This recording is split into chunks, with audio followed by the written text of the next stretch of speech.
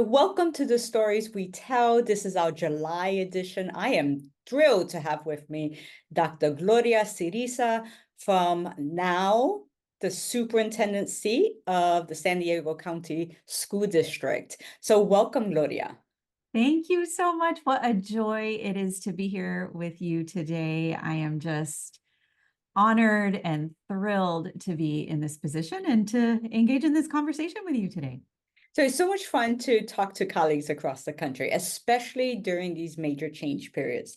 I know you were serving as the assistant superintendent of, I believe it's student support services. It might be a different Correct. title there, but you had this whole array of incredible responsibilities with special ed, to juvenile justice and detention, to support services of different kinds. And now you've just been named as the county superintendent. So congratulations. Thank you. Thank you. Thank you. And I have to say, the being able to serve in this role as the assistant superintendent of student services, you're right. That role was such a broad range of oversight with special ed, juvenile court, student wellness and mental health, community schools. It was huge.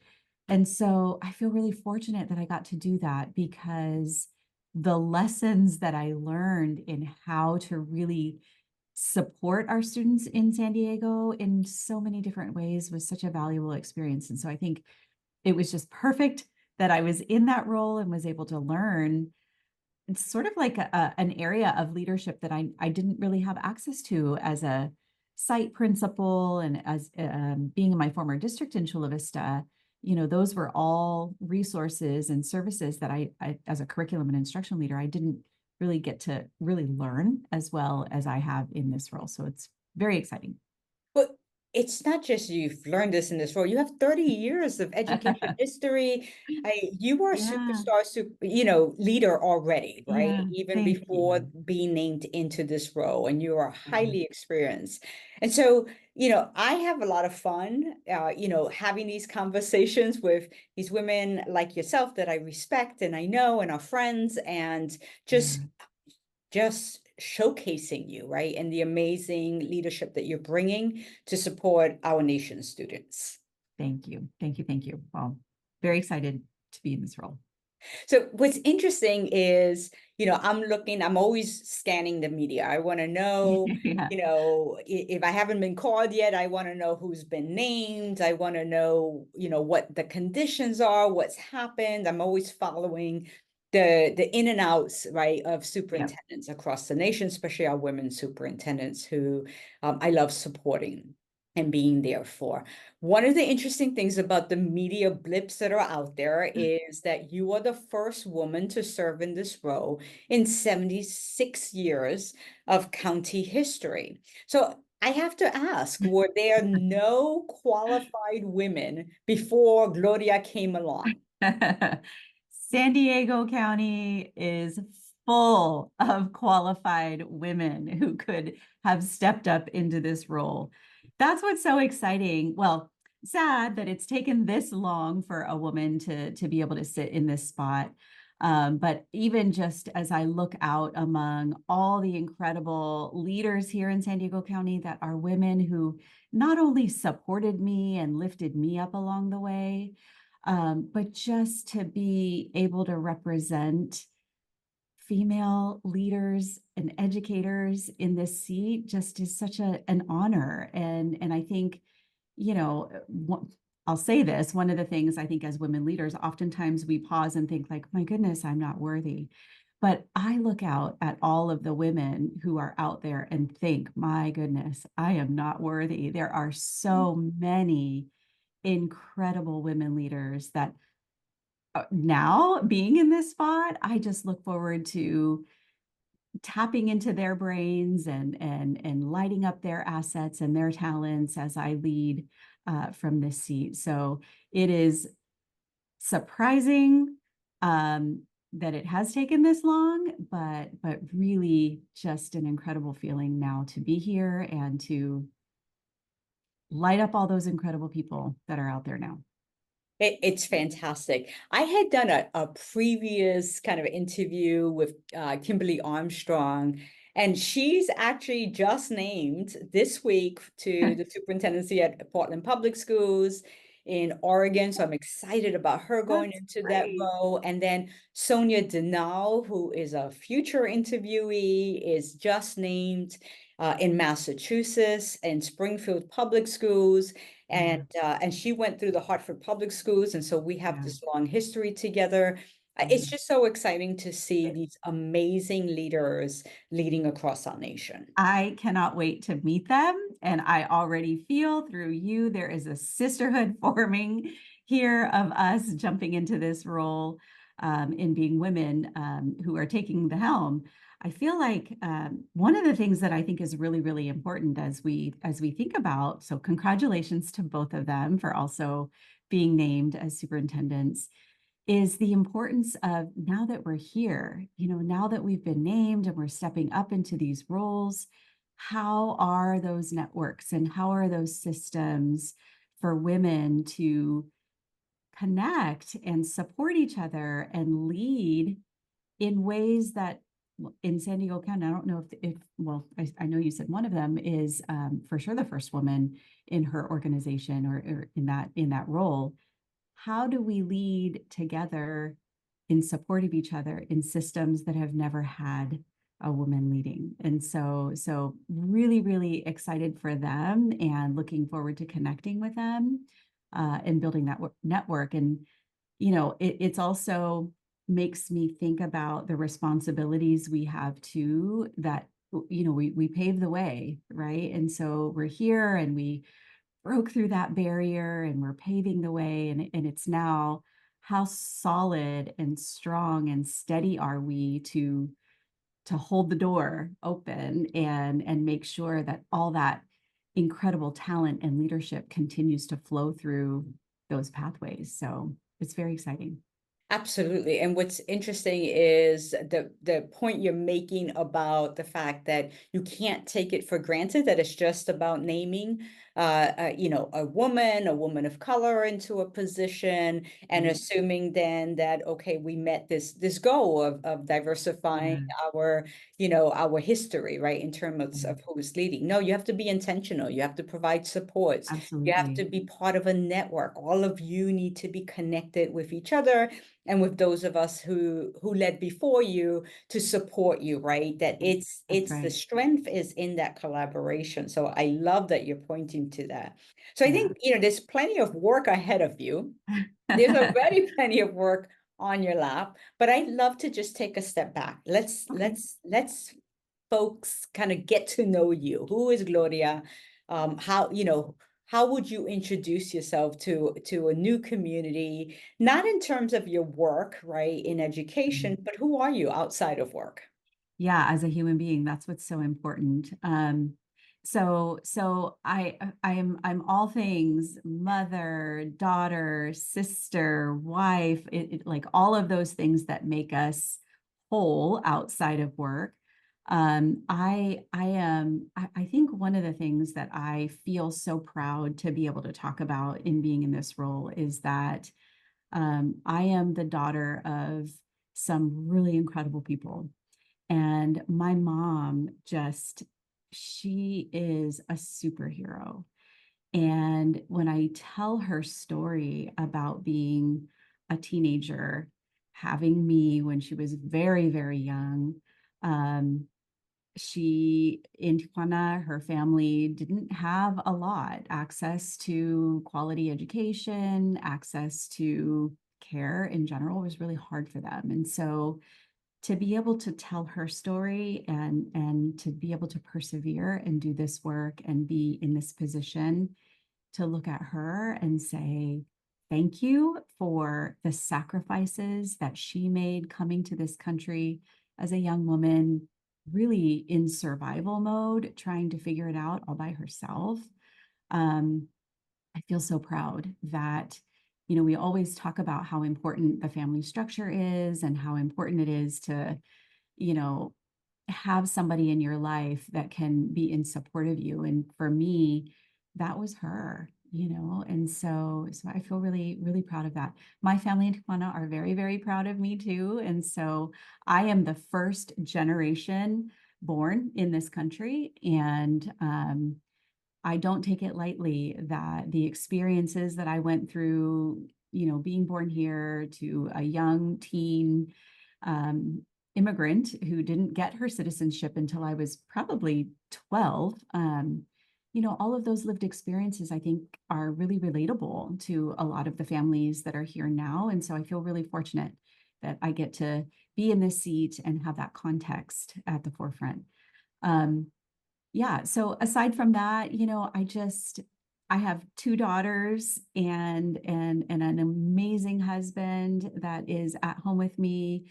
I also have a niece that lives with me. And so to have three young women of color in my household and to be able to do this work, I just feel really proud to be with them and to be in support of them. They're the next generation. And quite honestly, they teach me so much about how to be and how to just acclimate to, the way kids are now. So yeah, I just feel really blessed.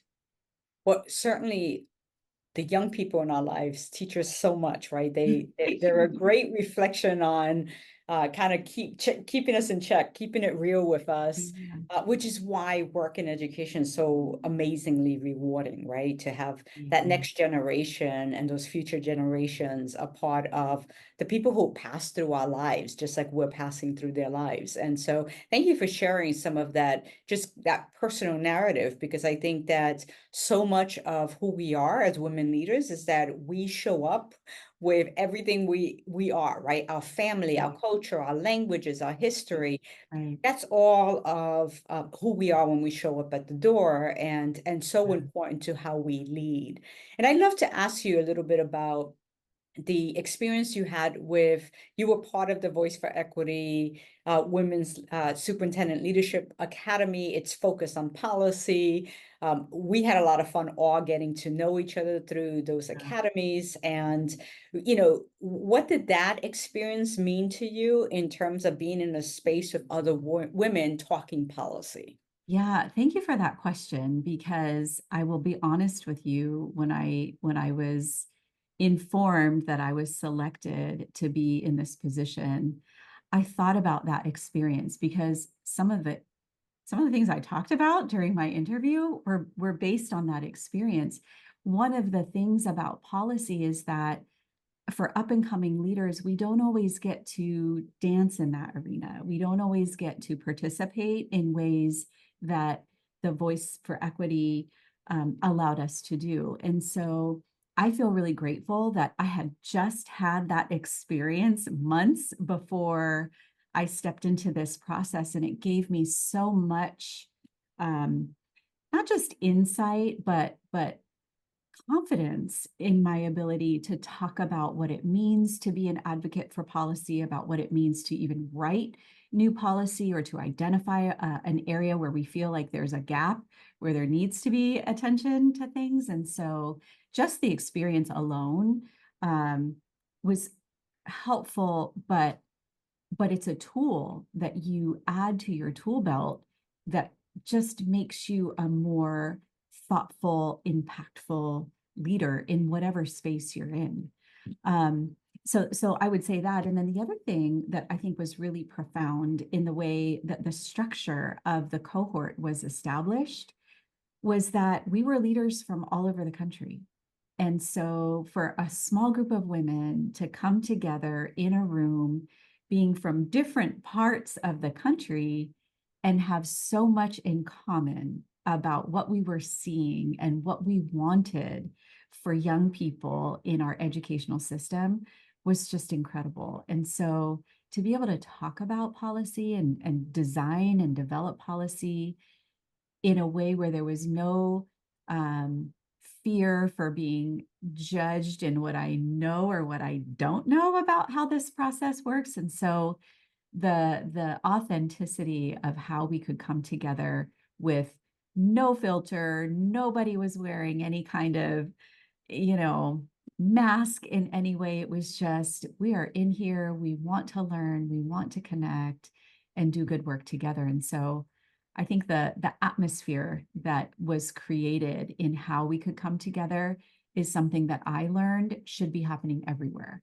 right? It shouldn't just have to be that this wonderful, unique opportunity through Voice for Equity with this small group of women where we get to talk and engage in this way is happening. And that's magic. That magic is now our responsibility to carry outside of that sphere and model that kind of leadership as we move forward, and especially for all of those women that we know have that incredible leadership gift. So Well, Gloria, as you know, in this work, especially now as you're in the superintendency, it can feel like you're alone. You're very much couched in the context of San Diego County, and the history there, the people there, and having the opportunity to network outside of that, and what you shared, right? That you realize there's so much commonality in what we're all thinking across the country, the kind of things we're passionate about. The responsibility and the work that we do is so full of our commitment and passion and vision, and being able to have those moments where we can talk about that in a space where we're not being judged, as you stated, right? It's just where we can be our authentic self and say, how do I think about this? This is huge. How do we feel like we're doing our best work, and how do we in fact change lives, right? That's the work we're doing. And so that's a huge responsibility we have. Absolutely. And the more practice we have to show up for each other in that way, the more confident and comfortable we feel in that skin at this level of leadership, right? So even just going through the process of, well, let's ask questions about that, or what does that mean? Or I remember an activity that you did with us about using artificial intelligence and Chat GPT, and how do we use this in an authentic way that is helpful in shaping our ideas, or is helpful in even contributing or to feeding artificial intelligence the kinds of questions that we as women leaders have. I thought was really helpful, because sometimes, you're in an arena where I don't want to raise my hand and ask, what do you mean? How does ChatGPT work? And so to be able to experience things like that together and just be ourselves in exploring tools like that was really, it was fun, but just so important for us to be able to walk away with those experiences and use them, in our work. So super relevant, really meaningful for the work that we do, and has carried on. So, and it's working. I mean, look what happened. So You're it's in the working. seat. That's I'm in the amazing. That's seat. so great. And you did all that. Now, what's interesting is you're going into a position where you're following a leader who was there for 7 years.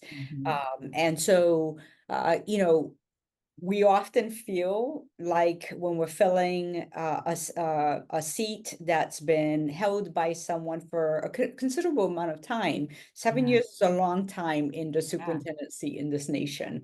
Yeah. How do you ensure that you go in and you lead authentically, you lead as Dr. Ciriza, and you don't Yeah. lead and are pressured to backfill kind of expectations of the person you're Yeah. replacing? Paul Gothel Oh, was a wonderful leader there, and he and I were colleagues at USC, and I appreciate the mhm. work he did there. But now you're the one leading. And so how do you transition the community to really see you as coming in with your own style, with your own focus, and an authentic way that you're going to now bring that equity lens to the. Yeah, that's a great question, and it is one that I'm being asked a lot. A lot of people ask that same question. Um, Dr. Gothold, there's nobody like him. There is nobody like him, and I can never be like him in that way.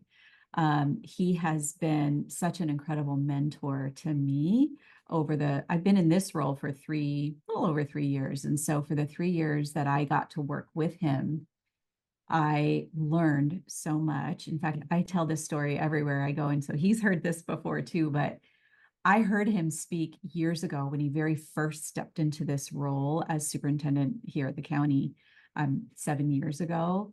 And I was in a room and I didn't know this. I'm from San Diego County, so I didn't know who this person, Paul Gothold, was. And I listened to him speak and I was just stunned and thought, who is this person? And made up my mind, like, one of these days I am going to work with him. And at a minimum, I'm going to learn everything I can from this man.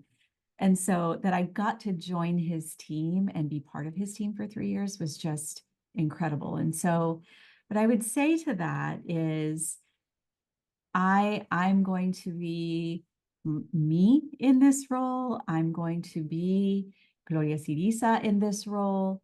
And what Paul taught me is how to really genuinely lead from the heart. So that idea of the moral compass being firmly pointed towards the right direction, we call it our North Star.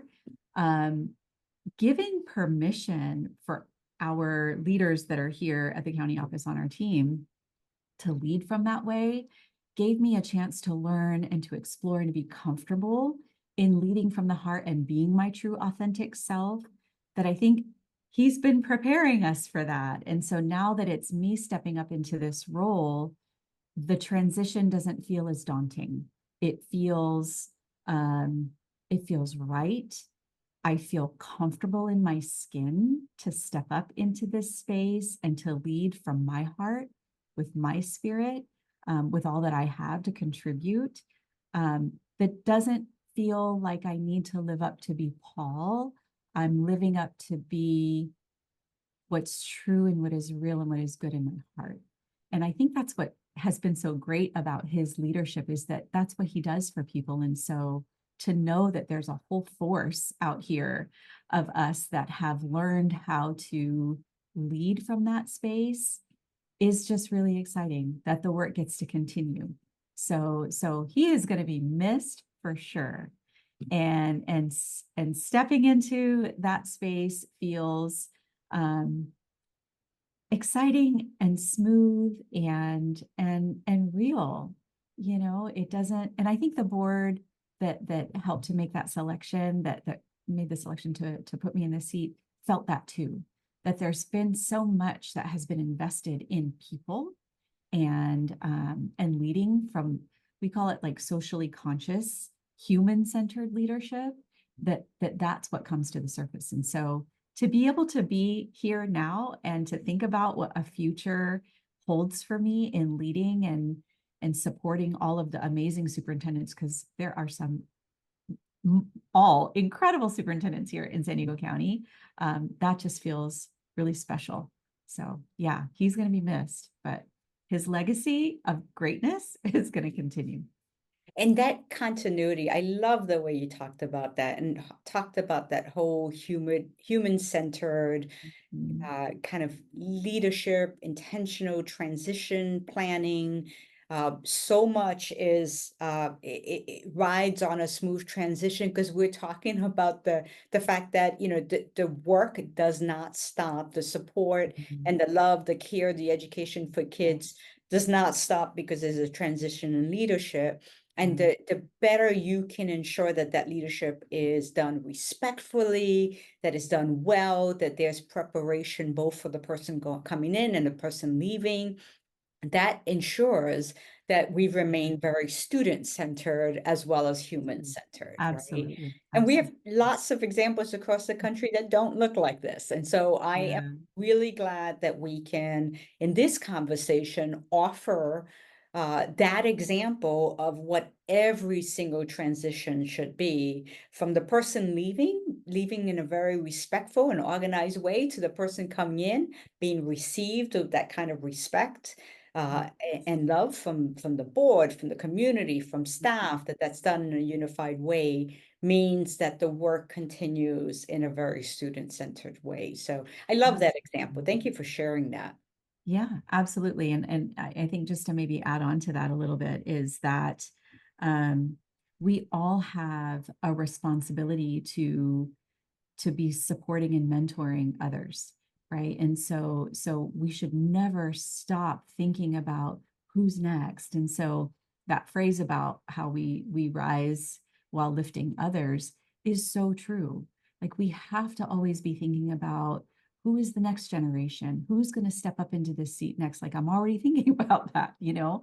So you should always be thinking about how are we building leadership capacity, how are we helping to support those that are out there that are thinking about leadership and aspiring to be just not just leaders, but in service to our children and families and to our educators and the workforce that is out here doing the best that they can to provide quality support to our kids. So I think that's part of our responsibility, right? Is to always be thinking about how are we nurturing the conditions and the environment to be supportive and lifting people up and getting them what they need to just continue to be learners and growers in the field. So I think this is a great place to kind of wrap up. So Yeah. what's your advice or words of wisdom, words of lifting up other women who are seeking superintendencies right now? Yeah, I would say, well, that's such a great question. I haven't ever thought about that. No one's ever asked me that before yet, or for the first time. I think I would say what keeps coming to mind is to persevere, right? Like that idea of perseverance, like we just don't stop. Like if there's a barrier, we look around it. If there's a barrier, we work through it or we identify it and we keep learning in how to maneuver through challenges and barriers. But to be able to do that and know that look to your left, look to your right, look ahead of you, look behind you. There are always people around you, students, families, teachers, like whoever is out there that is in your sphere of support, just to lean on them and keep going, you know, just relentless possibility in what can be. So I would say just keep leaning on each other and supporting each other, keep learning and growing. You just never know when the universe is going to open up a path for you to take that step forward and be ready. And I would also say that to all of the women out there thinking about your next step or where you are in this space, I would say in big capital letters with 100 exclamation points after, you are worthy. You are worthy of this space. Your voice matters. We need you. Your heart is full of love that is necessary in this work, in educating and supporting young people across the world. So yeah, good luck to all of you. And I hope to meet some of you someday soon. So Dr. Gloria Ciriza, congratulations. Thank you for uplifting all of us by sharing a bit of your story and showing that that hope that you bring to the continued student focus and the equity work that you have been leading and will continue to lead. So thank you once again for being with us. Thank you for having me. What a joy.